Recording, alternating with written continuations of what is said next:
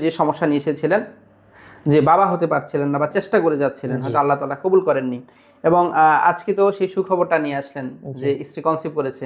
জি কেমন লাগছে? আলহামদুলিল্লাহ অনেক ভালো। আলহামদুলিল্লাহ। জি, দীর্ঘ বিয়ের কত বছর হলো? 6 বছর। 6 বছর ধরে চেষ্টা করে যাচ্ছেন। একটা মানসিক চাপের মধ্যে ছিলেন, মানুষজন জি জি সেটা বলতো, এবং আলহামদুলিল্লাহ এখন যে স্ত্রী কনসিভ করেছে, খুশি তো সবাই? আলহামদুলিল্লাহ সবাই খুশি। এবং আপনি তো আরেকটি সমস্যা ছিল, যৌন সমস্যা, জি যে যৌন সমস্যাটি নিয়ে ভুগছিলেন দীর্ঘদিন ধরে, এবং সেটির কি অবস্থা? এখনো আগের চেয়ে অনেক ভালো।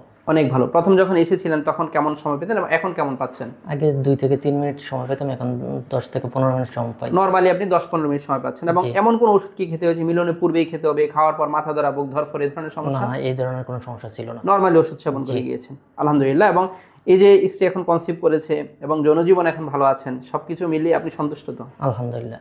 আলহামদুলিল্লাহ। প্রিয় দর্শক, সন্তান দানের মালিক